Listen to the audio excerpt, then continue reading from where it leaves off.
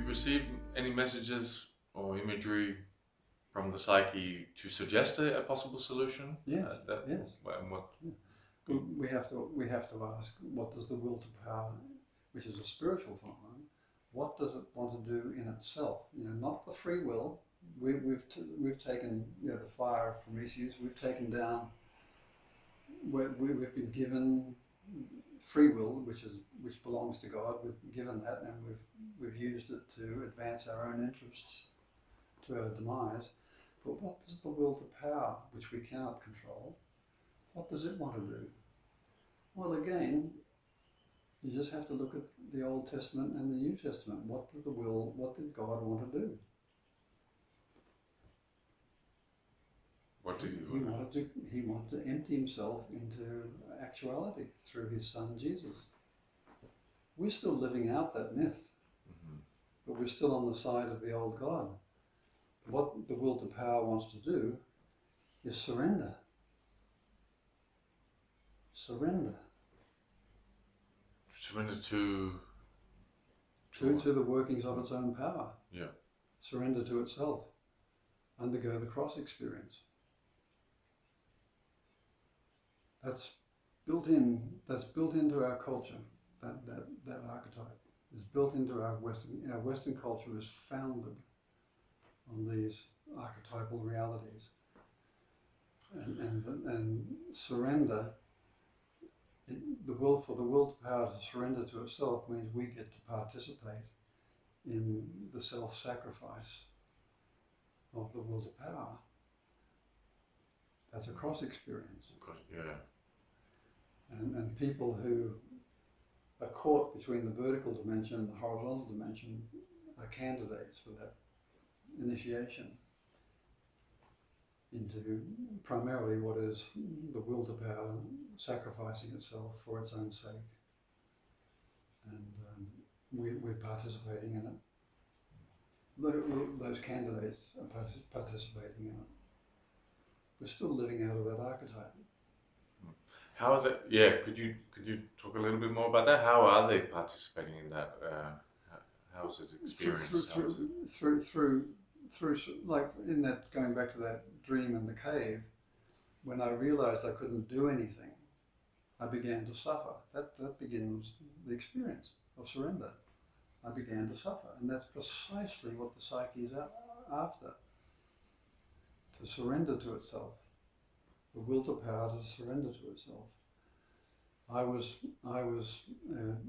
told something, I have to heal her, which I assimilated to, oh, I'm in control, will to power, but then the realization was, I don't know what the hell I'm doing.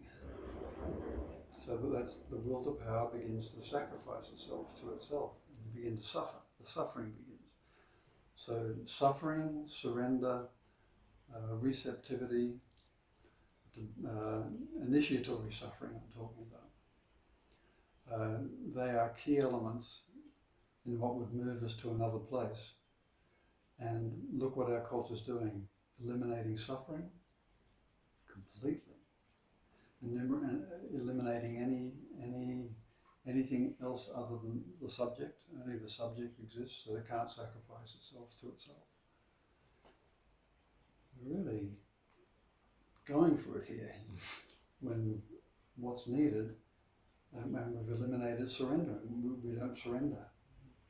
At no point do we surrender anything, culturally speaking. So surrender, sacrifice, suffering. We've excluded those from the discourse completely.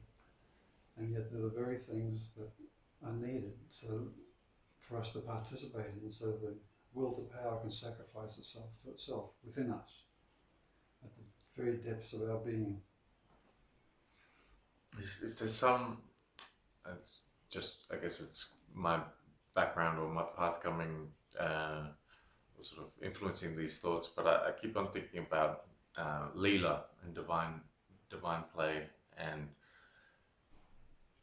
perhaps a sort of element of this destructive, whether it's Kali or some destructive being needing to come and experience itself through us.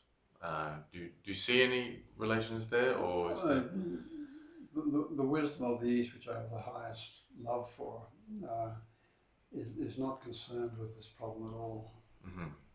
It's a Western problem, and we're destroying the world with it. Yeah. If we went around, Indian philosophy would be just fine. It would go on in its perennial wisdom way Mm-hmm. forever. We are the ones who have to take up the burden and the task of looking within our own culture, seeing what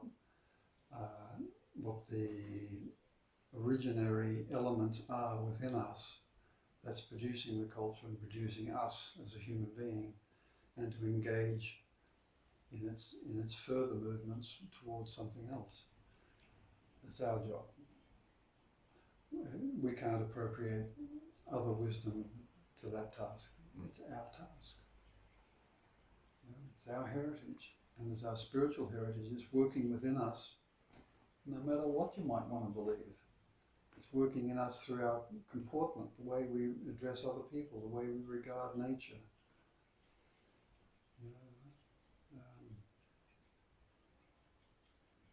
When the Buddhists were building a temple, I saw this in 7 years in Tibet, and they dug and they discovered earthworms, so they spent the rest of the day plucking the earthworms out, so they wouldn't harm them. What do? We get the mechanical shovel. Totally different way of regarding.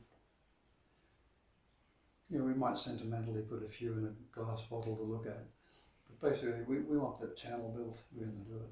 You're not going to stop us. And and you can hear the cries of despair of the indigenous people in the Brazilian forests. You're destroying everything. Well, we need the timber. Stop squawking. It's unstoppable.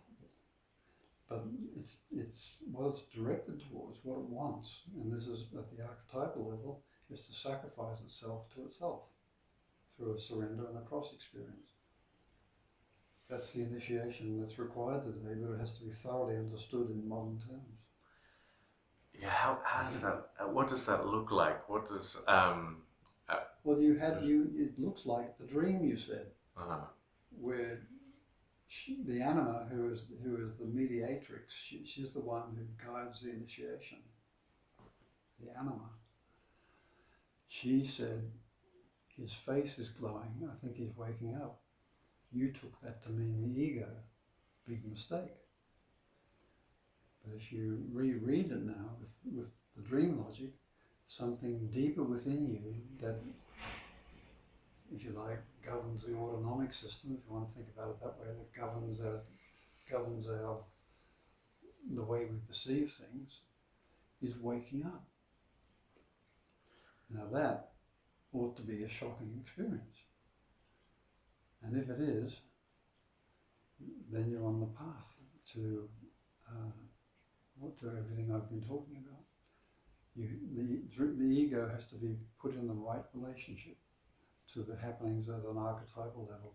If you're not put in the right relationship, and the psyche will do it just through dreams like that.